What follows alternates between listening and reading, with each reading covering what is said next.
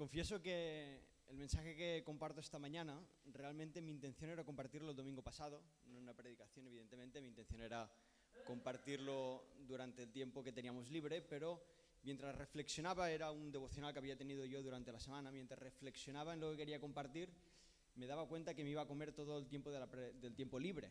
Entonces, por el amor a la iglesia, me di cuenta de que el Señor había puesto eso en mi corazón, no para que lo compartiera la semana pasada y comerme todo el tiempo libre, sino quizás tratarle un poco más de profundidad y poder compartirlo con todos vosotros en el día de hoy.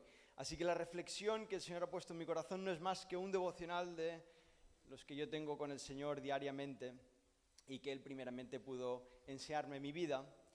Sabéis que siempre digo los títulos y todo para los que tomáis apuntes, así que el título de la predicación de esta mañana es una pregunta, así que si alguien lo está haciendo en castellano, que vaya abriendo en el título el símbolo de pregunta y ponga ¿de Tesalónica o de Berea?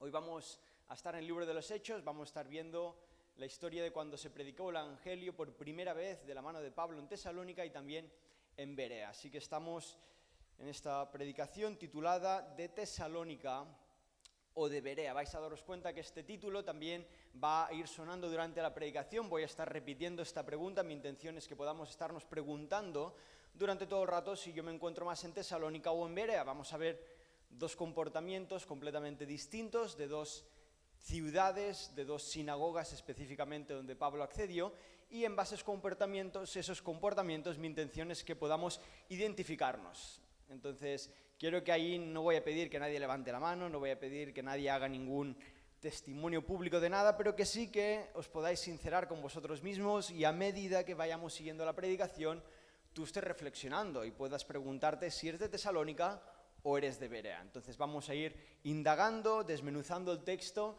y viendo si quizás nos identificamos más por un lugar o por otro. Como siempre me gusta dar un repaso contextual, permitidme deciros también la referencia, vamos a estar leyendo en Hechos capítulo 17, así lo podéis ir abriendo en vuestras Biblias y luego me seguís en la lectura, Hechos capítulo 17, pero como siempre doy un repaso contextual para que sepamos dónde nos encontramos. Entonces nos encontramos en el ministerio de Pablo, llamado Saulo de Tarso, todos conocemos su testimonio, era un perseguidor de los cristianos y de repente de camino a Damasco recibe una visión, se queda ciego, es un poco anecdótico, recibe una visión y se queda ciego, pero ahí recibe por primera vez el Evangelio, recibe que verdaderamente Cristo, aquel que ha sido crucificado, es su Salvador. Entonces Pablo cree y cambia completamente su vida, todos lo conocemos, de repente pasa de ser perseguidor de los cristianos, ser un cristiano más y perseguido por los judíos, perseguido por los que eran sus amigos de aquella época. Entonces Pablo al principio no tiene mucha confianza con los apóstoles no se lo acaban de creer, evidentemente conocen a Saulo de Tarso, saben que es un perseguidor de cristianos y tiene que pasar el principio de su ministerio, entre comillas, ganándose la confianza de los apóstoles, intentando conocer un poco cómo es la iglesia, conocer un poco qué es lo que vino a hacer Cristo, empezar a conocer un poco cuáles eran las doctrinas que tenían que enseñar los apóstoles, y en un momento Pablo empieza ya, cuando ya está preparado, ha salido de su instituto bíblico de los apóstoles, llamémoslo así, ya empieza a hacer viajes misioneros. Los viajes misioneros que quizás hoy escuchamos no es nada nuevo, no es algo que de repente se ha inventado en el siglo XXI, lo empezó haciendo los apóstoles y Pablo, y básicamente lo que hacían los viajes misioneros era predicar el Evangelio. Entonces Pablo, junto con Bernabé, empieza a predicar el Evangelio, y esto es lo que vemos en el libro de Hechos. Todo el libro de Hechos vemos viajes misioneros de Pablo continuamente. En un momento Pablo se separa de Bernabé, se junta con Silas, otro hermano, y llegamos a este momento del texto. Llegamos a este capítulo 17 donde Pablo está haciendo viajes misioneros, no está haciendo nada más que ir a diferentes ciudades estratégicas. Es un punto estratégico de Pablo. Pablo evidentemente sabía que no podía llegar a todos los sitios del mundo, entonces lo que hacía él era ir a ciudades importantes. Por eso, él cuando llega a Tesalónica, lo vamos a ver en un momento, pasa por otros pueblos y otras ciudades, pero él no para predicar el Evangelio ahí. Y no por otra cosa que porque no tenía tiempo. Su tiempo era el que tenía, el que el Señor le había dado, y él intentaba ser estratégico y predicar en ciudades importantes con el objetivo de poder expandir el Evangelio a partir de esas ciudades.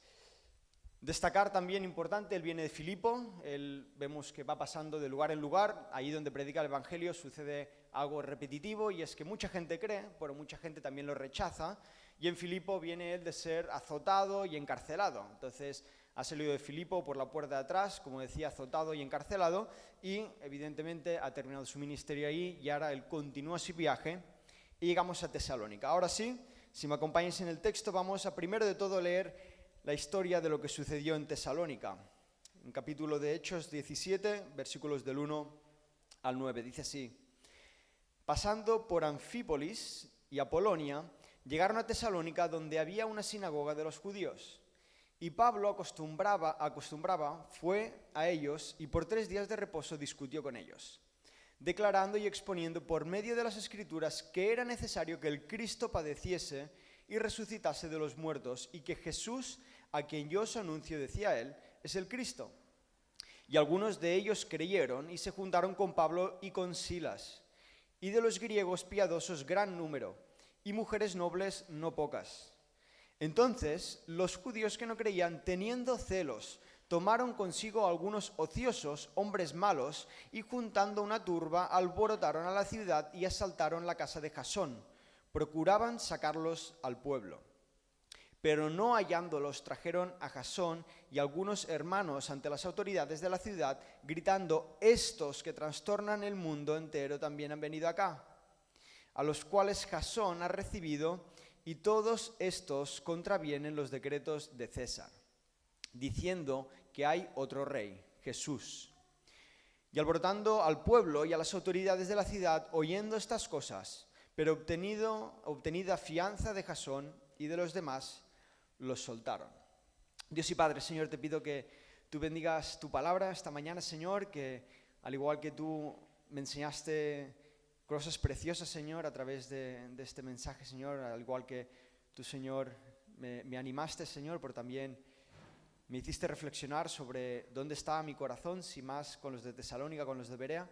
Te pido que también a través del Espíritu Santo yo lo pueda expresar de la misma forma, Señor, que tú me lo enseñaste a la congregación.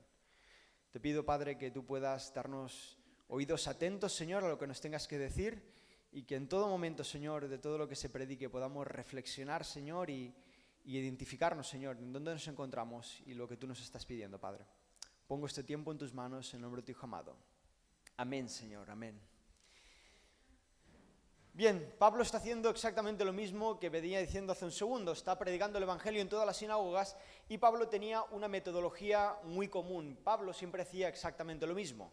Pablo, cuando llegaba a una ciudad, él siempre accedía a la sinagoga. Una sinagoga era las iglesias de los judíos, entendámoslo así, y era como las iglesias en España. Se encontraban prácticamente en cualquier pueblo y eran el punto central donde se juntaban todos los judíos. Entonces Pablo lo que hacía era entrar en la sinagoga y había una tradición muy común en las sinagogas, y era que si entraba un turista, si entraba una persona de fuera, una persona que no era de la ciudad donde estaba visitando esa persona, se le daba un momento para que pudiera compartir algo, como aquí quizás nosotros nos gustaría oír de un hermano cuando viene por primera vez, que nos comparte de dónde viene, si trae saludos de otra iglesia, etcétera, etcétera, etcétera. Ahí los judíos hacían exactamente lo mismo. Si bien cabe destacar que las iglesias comunes que hoy nosotros tenemos tienen muchas semblanzas a la iglesia o a las sinagogas judías, porque de ellos también hemos aprendido, vemos que Pablo hacía lo mismo, hacía entrar en la sinagoga y aprovechar ese tiempo que le daban de compartir para, a través de la palabra de Dios, mostrar, y esa era su misión, que Cristo, Jesús, aquel que los judíos habían crucificado, se habían equivocado, que ese Jesús que habían crucificado era verdaderamente el Mesías. Y Pablo lo hacía siempre a través de la Escritura, porque ahí en la sinagoga, si algo se hacía mucho, era leer la palabra de Dios continuamente. Así que vemos a Pablo haciendo siempre la misma metodología. Importante destacar que Pablo no hacía esto porque fuera el mejor método posible, sino que Pablo hacía esto porque era lo más fácil para él. Pablo, antes de ser cristiano, él era discípulo o era un aprendiz de Gamaliel. Gamaliel era una persona importante dentro de la sinagoga, una persona que conocía muy bien la palabra de Dios, el Antiguo Testamento en aquella época, y Pablo se había criado, había nacido en las sinagogas. Pablo estaba acostumbradísimo a poder compartir en las sinagogas, a escuchar la palabra de Dios. Entonces, que él entrara en una sinagoga a compartir el Evangelio era lo más común del mundo. Ahora, ¿por qué digo esto? Digo esto porque es importante ver que Pablo no implanta una metodología de cómo predicar el Evangelio. Predicar el Evangelio se puede hacer de cualquier manera. Lo importante de predicar el Evangelio es que se predique, es que se comparte que hay un Salvador, que somos pecadores y que tenemos un Salvador. Y eso es lo que hacía Pablo. Entonces, que Pablo hiciera esa metodología no implica que todos tengamos que hacer lo mismo, pero sí que implica que dentro de las habilidades que el Señor nos ha dado, dentro de las facilidades que el Señor nos ha dado quizás en nuestro trabajo, en nuestro grupo de amigos, en nuestros vecinos, ahí donde nos encontramos, que nosotros encontremos la forma, la creatividad, la forma más fácil o la forma más correcta que nosotros tengamos de poder dar a conocer que hay un evangelio, de poder dar a conocer que hay esperanza, que aunque seamos pecadores, tenemos a un Salvador. Y de esto lo aprendemos de Pablo, al ver que él utilizaba lo que para él era lo más común, entrar a una sinagoga y predicar el evangelio. Ahora, mire qué interesante, y aquí empezamos ya a desmenuzar un poco el texto. Pablo empieza a predicar el evangelio en esa sinagoga, pero si más seguido en el texto dice que declarando y exponiendo por medio de las Escrituras, versículo 3, que era necesario que el Cristo padeciese. Ahora, versículo 3, repito lo que dice esta frase, declarando y exponiendo el evangelio, esto no lo dice aquí, pero evidentemente estaba exponiendo el evangelio, por medio de las Escrituras. Pablo, cuando predica el evangelio, Pablo cuando llega a Tesalónica, cuando llega a Berea, cuando llega a cualquier pueblo, predica el evangelio a través de las Escrituras, comparte cualquier enseñanza a través de las Escrituras, demuestra que Cristo es realmente el Mesías a través de las Escrituras. Mire qué dice John MacArthur en cuanto a la predicación de Pablo. John MacArthur, pastor en Estados Unidos, autor, teólogo también de algunos libros, dice esta frase, y quiero que prestéis atención porque es un poco complicada de seguir, pero la vamos a resumir en un segundo. Dice así John MacArthur, el principio básico del método apologético de Pablo no era la insustancialidad de la sabiduría humana, ni las tradiciones extrabíblicas tan veneradas por los judíos. En lugar de eso, el apóstol Pablo discutió con ellos, declarando y exponiendo por medio de las Escrituras del Antiguo Testamento. Permitidme desmenuzar esta frase que dice John MacArthur. Básicamente lo que está diciendo aquí John es que el principio apologético, la forma en la que Pablo predicaba las Escrituras, compartía el Evangelio, intentaba redarguir a aquellos judíos que habían rechazado a Jesús, era por medio de las Escrituras. No solo dice eso, sino que también dice que no lo hacía a través de la sabiduría humana, no lo hacía apegando a lo que los judíos recordaban o lo que él pensaba. No solo eso, sino también John MacArthur dice que no lo hacía a través de las tradiciones extrabíblicas. ¿Qué implica extrabíblicas? Fuera de la Biblia. Ahora, ¿qué está diciendo aquí John MacArthur? Está diciendo que la predicación de Pablo no era como él lo sentía, como él lo recordaba, como las tradiciones judías se lo habían enseñado, como él había escuchado desde que era pequeño y lo había aprendido en la iglesia, en la sinagoga, de Jerusalén.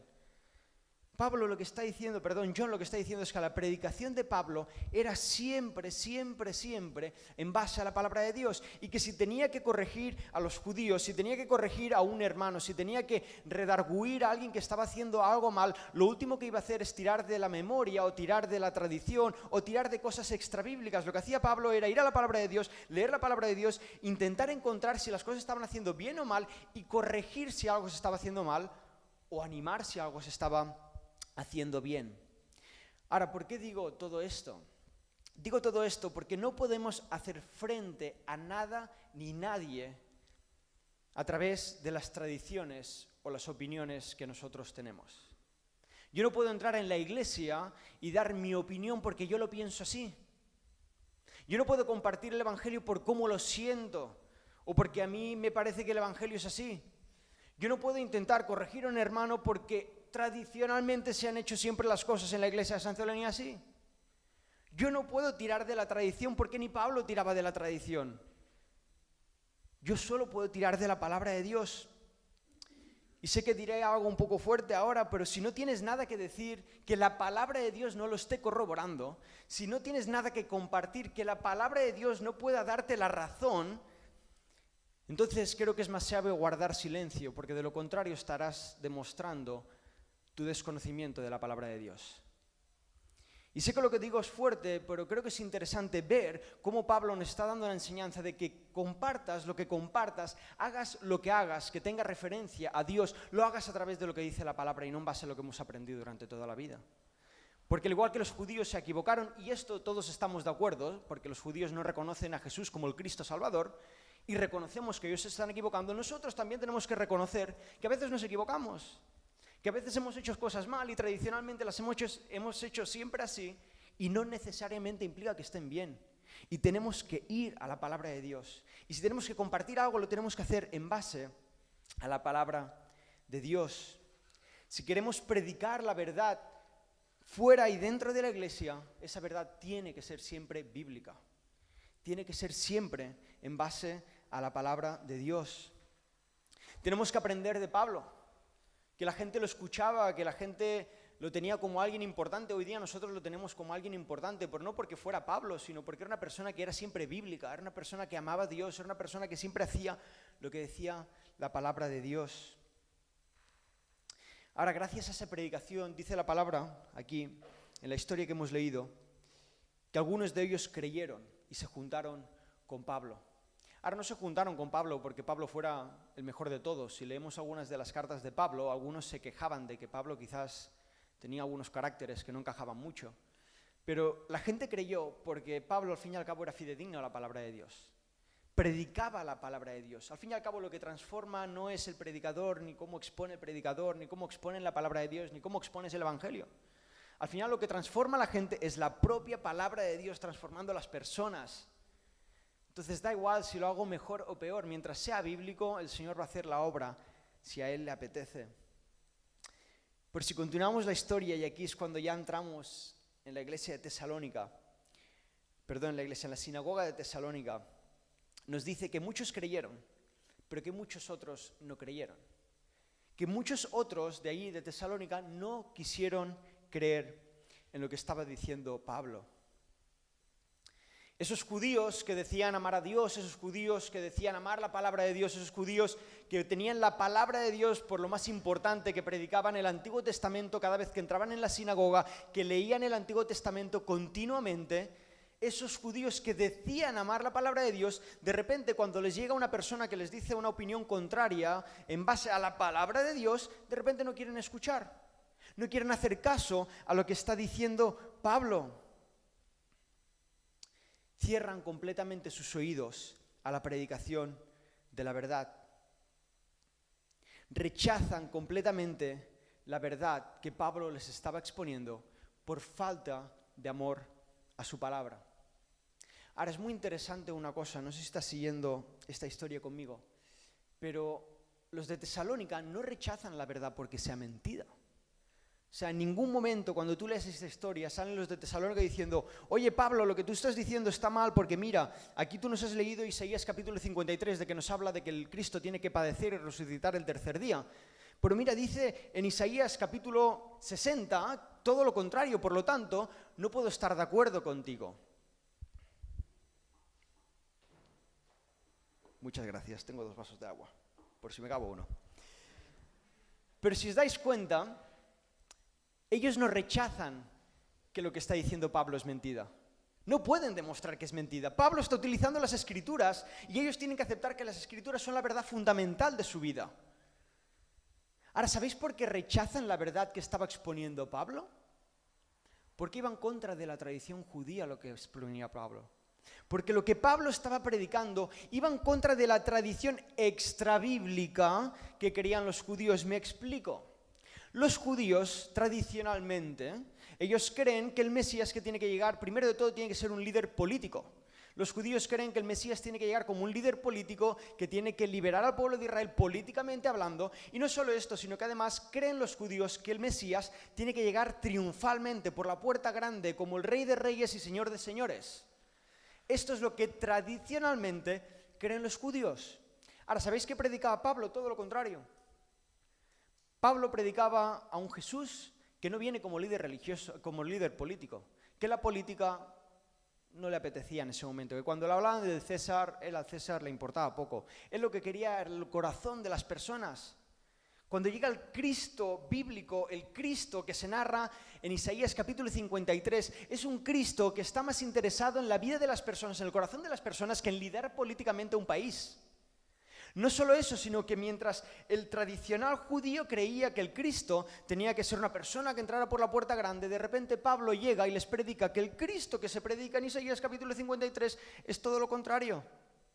Tiene que llegar humildemente, tiene que llegar como ser como uno más, una persona más como tú y como yo, una persona que iba a ser rechazada, que iba a ser crucificada, una persona que no iban a aceptar, que el propio pueblo de Dios lo iba a rechazar. Ahora, el pueblo judío decía, esto no lo puedo aceptar, va en contra de la tradición judía que nosotros hemos aprendido. Los de Tesalónica no rechazaron la verdad porque fuera mentira. Rechazaron la verdad porque no encajaba dentro de sus parámetros tradicionales judíos en su mente. Y es importante destacar esto porque a veces quizás nosotros nos podemos encontrar en la misma situación, donde rechazamos la verdad no porque sea mentira, no porque a la luz de la palabra lo que se está diciendo es incorrecto, sino porque quizás dentro de nuestros esquemas tradicionales no encaja la palabra de Dios, no encaja lo que se está compartiendo. Los de Tesalónica rechazaron comprobar la verdad por prejuicios a Pablo, por prejuicios a lo que se estaba compartiendo, no porque fuera mentira lo que se estaba diciendo en ese día. Ahora, por si era poco, esos judíos que decían amar a Dios, esos judíos que el Antiguo Testamento lo tenían como lo más importante, esos judíos que ellos querían ser los mejores de los mejores, de repente se encuentran mintiendo delante del gobierno. Ahora, ¿cómo que se encuentran mintiendo? Lo que hacen los judíos, si me habéis seguido durante la lectura, es ir ante el gobernante y decirles que esos que alborotan al mundo están predicando que hay un rey por encima del César. Bien, esos judíos descontextualizaron completamente la predicación de Pablo. Cogieron esas palabras del rey Jesús y dijeron, este rey es el que está por encima del César, políticamente hablando. Los judíos mintieron y descontextualizaron completamente la enseñanza de Pablo. ¿Por qué digo esto? Digo esto porque a veces cuando cerramos nuestros oídos a la verdad tendemos quizás a descontextualizar lo que se está diciendo. Tendemos a quitar de contexto lo que se está predicando y no estamos de acuerdo en lo que se está diciendo porque no estamos entendiendo la imagen grande de lo que se está predicando. Y sacamos de contexto cosas que no es lo que dice la palabra de Dios. Entonces, permitidme resumir lo que hemos visto de Tesalónica, de los judíos de Tesalónica, y es, primero de todo, vemos gente que rechaza la verdad, gente que no quiere escuchar la verdad porque tenían prejuicios ante esa persona, gente, interesante esto, que intenta hacer tropezar el avance del Evangelio, porque al fin y al cabo esta gente lo único que estaban haciendo era frenar la expansión del Evangelio que estaba de la mano de Pablo y de Silas en ese momento. Gente que alborota la multitud. Los de Tesalónica, cuando no estuvieron de acuerdo con esa gente, en vez de querer coger a Pablo a solas y corroborar si lo que estaba diciendo era verdad o mentira a través de la palabra de Dios, lo que hicieron era coger a gente mala de la calle, y esto se narra en el texto, y alborotar a la gente, como un niño que pega pataletas. Esto es lo que hicieron los de Tesalónica, alborotar a la multitud. Y esto es lo que aprendemos de la gente de Tesalónica. Repito, gente que rechaza la verdad, gente que no quiere escuchar la verdad, gente que solo quiere hacer tropezar el avance del Evangelio y gente que está al abasto de alborotar a la multitud, cueste lo que cueste, porque no está de acuerdo con lo que se está predicando. Así que espero que en este primer punto, solo habrán 2 puntos, Tesalónica y Berea, aprendamos a no ser como ellos, aprendamos a no ser como los de Tesalónica. Así que vuelvo a hacer la misma pregunta que la pregunta que he hecho en el título. ¿Eres de Tesalónica o eres de Berea? ¿Eres de Tesalónica o eres de Berea? Cabe destacar que no implica que si eres de Tesalónica o de Berea lo seas al completo. Quizás algún punto de los que he mencionado, quizás tú en tu corazón puedes reconocer que en alguno de ellos quizás puedas mejorar. Así que repito la pregunta, ¿eres de Tesalónica o eres de Berea? Y ahora nos vamos a la sinagoga de Berea. La sinagoga de Berea son los versículos que continúan en el texto y nos dice así, versículos del 10 al 15. Pablo y Silas en Berea, nos dice así. Inmediatamente los hermanos enviaron de noche a Pablo y a Silas a Berea, hasta Berea. Y ellos, habiendo llegado, entraron en la sinagoga de los judíos, y estos eran más nobles que los que estaban en Tesalónica, pues recibieron la palabra con toda solicitud, escudriñando cada día las Escrituras para ver si estas cosas eran así. Así que creyeron muchos de ellos y mujeres griegas de distinción, y no pocos hombres. Cuando los judíos de Tesalónica supieron que también en Berea eran anunciada la palabra de Dios por Pablo, fueron allá y también alborotaron a las multitudes. Pero inmediatamente los hermanos enviaron a Pablo que fuese hacia el mar, y Silas y Timoteo se quedaron allí. Y los que se habían encargado de conducir a Pablo le llevaron a Atenas, y habiendo recibido orden para Silas y Timoteo de que viniesen a él, lo más pronto que pudiesen, salieron.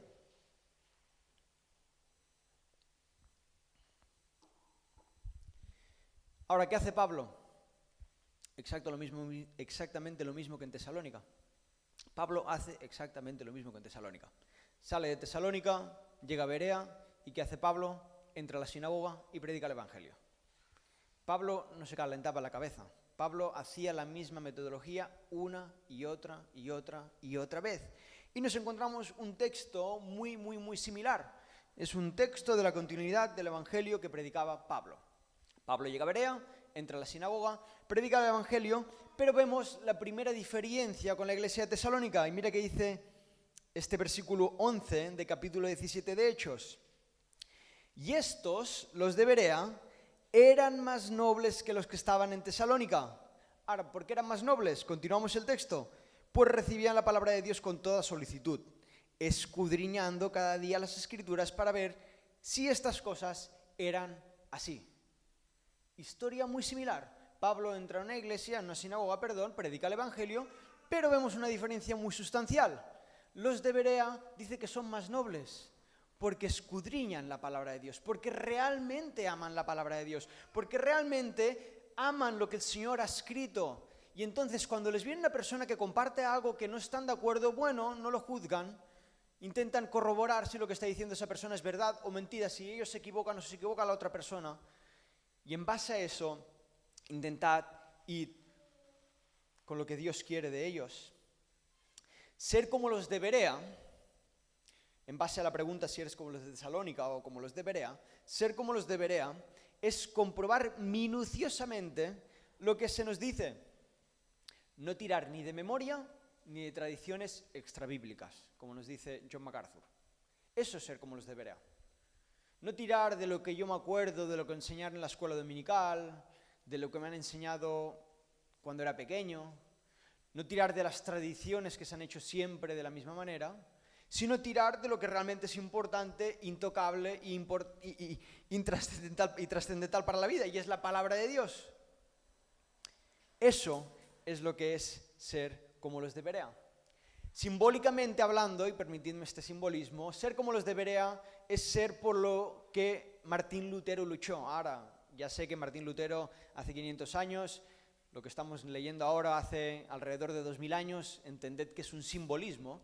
Pero ¿por qué digo este simbolismo? Lo digo porque cuando hablamos de Martín Lutero y celebramos los 500 años de la Reforma, como hicimos hace poco, celebramos las solas, la sola gracia, la sola fe, y eso nos encanta porque sola gracia es que independientemente de lo que hagamos, por la gracia del Señor somos salvos.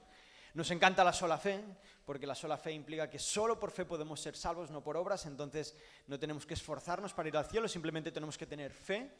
Ahora, cuando llegamos a la sola escritura, eso ya me cuesta un poquito más. La sola escritura de Martín Lutero, que es por lo que él luchó al fin y al cabo, por lo que dio su vida, lo que estaba luchando él es que la escritura tuviera acceso libre y público a todos nosotros. Si hoy tú y yo podemos tener la Reina Valera del 60 o la versión que tú estés utilizando, entre otras cosas, es gracias a Martín Lutero, que luchó por eso y por eso lo celebramos. Ahora, de repente, celebramos estas cosas, pero teniendo acceso libre a la palabra de Dios, hacemos caso omiso a ella. Y preferimos tirar de lo que recordamos que el predicador nos ha dicho o de lo que tradicionalmente hemos hecho. Cuando vemos que en los de Berea simbólicamente hablando, hacían cumplimiento a la lucha de Martín Lutero. Ya que tenemos acceso público y libre a la palabra de Dios, ¿por qué no acceder a ella para corroborar si lo que se está diciendo es verdad o mentira?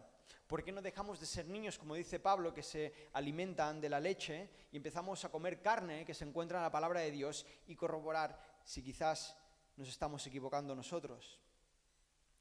Ahora, la pregunta del millón, ¿cómo puede ser de los de Berea? Ahora, quizás yo soy como los de Tesalónica, o quizás yo no soy como los de Tesalónica, no creo alboroto, ni voy en contra de lo que se predica, pero tampoco soy como los de Berea. Me cuesta escudriñar la palabra de Dios diariamente, así que pregunta del millón, ¿cómo puedo desear yo estudiar la palabra de Dios como los de Berea? ¿Cómo yo puedo tener ese deseo de estudiar la palabra de Dios? Pues iremos a la Biblia para aprender esto. Primera de Pedro, capítulo 2, versículos del 1 al 2. Desechando pues toda malicia, todo engaño, hipocresía, envidias y todas detracciones, desead como niños recién nacidos la leche espiritual no adulterada, para que por ella crezcáis para salvación. ¿Cómo puedo yo desear genuinamente la palabra de Dios? ¿Cómo puedo yo desear abrir la palabra de Dios, poder ver lo que el Señor me tiene que enseñar, poder ver algo que no estoy de acuerdo, pero antes de lanzar una opinión, poder ir a la palabra de Dios y ver si soy yo el que me está equivocando? ¿Cómo puedo yo tener este deseo? Pues a la luz de lo que dice Primera de Pedro, es con un corazón puro y arrepentido. Repito, desechando pues toda malicia, todo mal, todo pecado que hay en nosotros, todo engaño que hay en nosotros, toda hipocresía que hay en nosotros, toda envidia que yo tenga en nosotros, o toda detracción, todo pecado que se encuentra en nuestras vidas. Si yo no puedo estar libre de pecado, si yo estoy viviendo una vida en engaño, si yo estoy viviendo en hipocresía, si yo estoy en pecado, si yo estoy envidioso por alguna situación, entonces yo, a la luz de la palabra, te puedo decir que no vas a desear la palabra de Dios. No vas a desear abrir la palabra de Dios y poder corroborar si tú tienes que mejorar algo en tu vida. Si tú quieres que la palabra de Dios empiece a transformar tu vida, empiece a cambiar tu forma de ver las cosas, empiece a hacerte ver las cosas de una forma más espiritual, a desear poder ver lo que el Señor te tiene que enseñar, entonces a la luz de la palabra tú tienes que ser libre de muchas cosas. Del pecado, si lo queremos generalizar. Pero esto no lo digo yo, lo dice su palabra, como acabamos de leer. Ahora, si yo me encuentro en esta situación y digo, bueno, yo estoy aquí, yo leo la palabra de Dios, yo amo a Dios, yo intento ser libre de pecado continuamente, yo intento ser libre de envidia, yo intento solucionar mis problemas para ser libre de pecado. Importante esta palabra, libre de pecado implica que tú no tienes ningún pecado actualmente por el cual no estés luchando, porque no es lo mismo dejar de luchar por un pecado que hacer caso omiso y olvidarse que hay un pecado en mi vida por el cual yo no estoy trabajando. Entonces, si yo me encuentro libre de pecado, luchando, intentando en ese proceso de santificación acercarme más a Dios, si esta es tu situación, llamas al Señor. Segunda pregunta. Entonces, ¿cómo yo expongo la palabra de Dios públicamente como hicieron los de Berea? ¿Cómo yo puedo hacerlo de forma correcta, sin ofender a nadie, sin hacerlo de una forma mala, ni egocéntrica, ni intentar hacerlo de una forma incorrecta? ¿Cómo yo lo hago de la forma bíblica? Vayamos a la palabra de Dios. Segunda de Timoteo, capítulo 2, versículo 15. Haz todo lo posible por presentarte delante de Dios como un hombre de valor comprobado, o aprobado, sinónimo, como un trabajador que no tiene nada de que avergonzarse. Y mira cómo termina este versículo. Que enseña debidamente el mensaje de la verdad. Interesante, el término que se utiliza aquí, el mensaje de la verdad, no el mensaje bíblico. Ahora, ¿por qué se utiliza este término? Porque son sinónimos. Cuando hablamos de la Biblia, hablamos de la verdad. Pero quiero que destaquemos esta parte final, dice que enseña debidamente el mensaje de la verdad.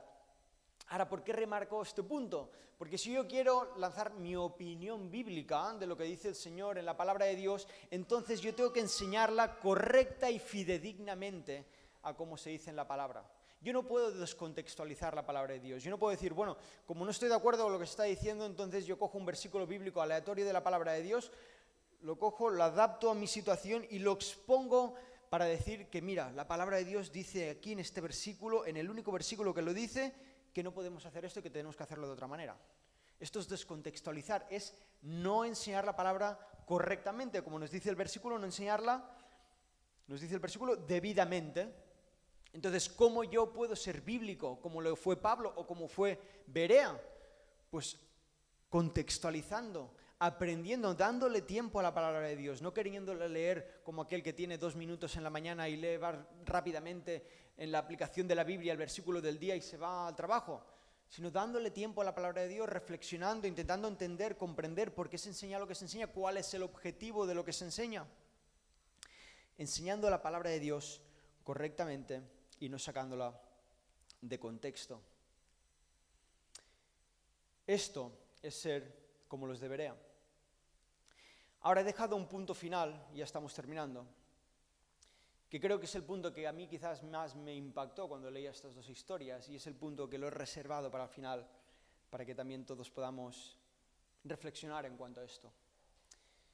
Cuando tú lees la historia de Berea, quizás puedas pensar que es una historia aparentemente similar, pero completamente distinta, porque vemos 2 sinagogas o 2 ciudades que tomaron esa verdad que predicaba Pablo de 2 formas distintas. Mientras Tesalónica la rechazó, alborotó, mintió y cogió gente mala, luego vemos en el caso de Berea que hizo todo lo contrario, que la escudriñó y fueron más nobles. Pero lo más interesante de estas 2 historias es que la actitud de Berea y de Tesalónica cuando Pablo entró en la sinagoga fue exactamente la misma. Ahora me explico, ¿qué implica que fue la misma? Ponte en la piel de Tesalónica y de Berea. Tú has estado toda la vida predicando a un Mesías, el cual estás esperando, el cual tiene, como decía, que ser un líder político y tiene que ser una persona que entre por la puerta grande. Y de repente en ambas congregaciones, en la de Tesalónica y en la de Berea, entra una persona que predica todo lo contrario, que te dice que esa persona que ya ha llegado, que es Cristo Jesús, no es un líder político, y además esa persona ha venido como el más humilde de todos, y el propio pueblo judío, Pablo saca el dedo acusador y dice: vosotros, los judíos, los de la sinagoga, habéis rechazado al Salvador que os ha venido a salvar. Ahora, si tú estás conmigo en la historia y te quieres poner en las 2 partes, te pones en la silla de alguien que está en Tesalónica y te pones en la silla de alguien que está en Berea, creo que estaremos de acuerdo en que los 2 se ofendieron por igual. O sea, independientemente de donde fueras, la ofensa fue por igual. Estás escuchando a una persona que está sacando el dedo acusador y te está diciendo que tú has crucificado al Salvador de tu pueblo. La recepción del mensaje que Pablo estaba exponiendo por parte de Tesalónica y por parte de Berea era la misma recepción. No estaban de acuerdo con el mensaje de Pablo, no estaban de acuerdo con el líder que ellos proclamaban, ese Jesús, el Cristo, el Salvador. No estaban de acuerdo. Pero las actitudes de ambas congregaciones fueron completamente distintas. ¿Qué quiero decir con esto? Lo que pretendo decir con esto es que estar de acuerdo con lo que se está predicando no implica que estés de acuerdo al principio con lo que se está diciendo. Tanto Berea como Tesalónica estaban en desacuerdo ambos con lo que predicaba Pablo. Pero la actitud de las 2 congregaciones fue distinta. Mientras unos rechazaron la verdad, alborotaron al pueblo, frenaron la expansión del evangelio, no quisieron hacer caso a lo que ellos veneraban como la verdad bíblica del Antiguo Testamento, otros, a pesar de no estar de acuerdo con Pablo, quisieron darle una oportunidad. No a Pablo, quisieron darle una oportunidad a la palabra de Dios y corroborar si ellos estaban equivocando. Para gloria de Dios, si leemos estos versículos, nos dice en el versículo 12, que así que creyeron muchos de ellos y mujeres griegas de distinción y no pocos hombres. Vemos como en Berea también el evangelio funcionó. Cabe destacar una cosa, en Tesalónica el evangelio también funciona. En Tesalónica, a pesar de que lo rechazan, mucha gente se convierte. ¿Por qué? Porque el evangelio no lo para nadie. Aunque haya gente que ponga trabas, aunque haya gente que esté intentando frenar la expansión del evangelio, aunque haya gente intentando hacer que el evangelio no avance, tranquilos hermanos que el evangelio va a avanzar igual. Avanzó en Tesalónica y avanzó en Berea. Pero en Berea pudieron disfrutar de saber que algunos quizás estaban equivocando. Y ese día quizás conocieron al Salvador. Quizás algunos de ellos que al principio cuando entró Pablo por esa puerta dijeron: ¿qué dice este tío en cuanto a un Cristo que tiene que venir? Salieron de ese lugar diciendo: pues lo dice la palabra de Dios, no lo dice Pablo. Al fin y al cabo, si lees la historia de Berea, no sé si te has dado cuenta, en versículo 13, dice que cuando los judíos de Tesalónica supieron que también en Berea se era anunciada la palabra de Dios por Pablo, fueron allá y también alborotaron a las multitudes. Al fin y al cabo, los que rechazaron la verdad, permitidme utilizar esta expresión, eran los mismos pesados de Tesalónica. Al fin y al cabo, los que rechazaron la verdad fueron esos, los que querían frenar la expansión del evangelio, que si no tenían suficiente en Tesalónica, se vinieron hasta Berea porque tenían la tarde libre, a intentar alborotar a la gente allí también. Al fin y al cabo, los que rechazan la verdad van a repetir el mismo proceso una y otra vez. Vuelvo a hacer la pregunta, ¿eres de Tesalónica o eres de Berea? ¿Eres de Tesalónica o eres de Berea? Y concluyo con esta reflexión en base de todo lo que hemos visto. Y sé que quizás lo que diré ahora es un poco sorpresa, ¿no? Lo que diré ahora, pero ser de Tesalónica o ser de Berea no pasa por una decisión espiritual. Ser de Tesalónica o de Berea no pasa porque espiritualmente haya una revelación en nuestra vida. Ser de Tesalónica o de Berea pasa por una cuestión intelectual. Y sé que es fuerte que diga esto en un púlpito y no esté hablando de algo espiritual, pero ser de Tesalónica o de Berea, querer ir a la palabra de Dios, intentar darme cuenta de si algo estoy haciendo mal, es intelectual, es una decisión que yo tengo que hacer. No puedo esperar que porque me apetezca o así lo sienta, de repente un día yo voy a cambiar mi forma de ver las cosas porque así lo he sentido por parte del Espíritu. Yo tengo que, intelectualmente hablando, y permitirme esta expresión, ir a la palabra de Dios y que el Señor a través de su palabra cambie mi forma de ver las cosas espiritualmente. Pues la decisión tiene que ser mía. Yo no puedo salir de este lugar pensando que la predicación se va a aplicar en mi vida porque por una revelación vaya a pasar así. Yo intelectualmente tengo que decidir empezar a hacer las cosas de una forma distinta. Ser de un lugar o de otro, o ser de Tesalónica o de Berea, pasa por decidir si amar a Dios y a su palabra de verdad, o alborotar y rechazar la palabra de Dios cuando no esté de acuerdo con lo que se expone o con quien lo expone. Porque al fin y al cabo mucha gente también rechazaba a Pablo porque se acordaban que ese era el discípulo de Gamaliel. Y cuando entraba ese Pablo por la puerta de la sinagoga decían, uy, este ya mal, porque este nos ha traicionado, este era judío y ahora es cristiano. Amar la verdad es dejar de rechazarla independientemente de si no estoy de acuerdo con lo que se expone o con quién lo expone. ¿Eres de Tesalónica o eres de Berea? En otras palabras, ¿amas a su palabra o la rechazas por decir la verdad? Oramos. Dios y Padre, Señor, te pido esta mañana que tú puedas ayudarnos a poder ser una iglesia bíblica, Señor, a poder ser una iglesia que ama tu palabra, Señor, que como los de Berea, Señor, que la escudriñamos continuamente, Señor, para poder ver si yo me estoy equivocando en algo, Señor, para poder ver si algo se está haciendo mal, para poder ver, Señor, si algo se está haciendo bien, Señor, y así lo podemos celebrar también. Pero te pido que por encima de todo seamos como los de Berea, Señor, que podamos disfrutar, Señor, de saber que estamos en la verdad, Señor, avanzando en lo que es verdad. Y que, Señor, si en algún momento hemos sido, Señor, o somos como los de Tesalónica, que tú nos ayudes, Padre, a poder corregir ese camino, Señor, a poder verdaderamente, Señor, amar tu palabra, amar lo que tú has dejado escrito, Señor, amar lo que tú nos tienes que decir a través de tu palabra y a poder empezar a ser espirituales, Señor, y no tradicionales, Señor, ni extrabíblicos, a poder ser bíblicos, Señor, a poderte amar a ti a través de lo que tú has dejado escrito, Señor. Te pido, Señor, que tú también nos des fuerzas, porque no es un camino fácil, Señor. A veces también reconocer que algo se está haciendo mal, como tuvieron que reconocer los de Berea, no es fácil, Señor. Hiere orgullo, Señor, hiere tener la razón, pero sabemos que al final tú eres glorificado, Señor, en hacer la verdad. Te pido, Señor, que tú nos des también esas fuerzas, Padre. En el nombre de tu Hijo amado, amén, Señor. Amén.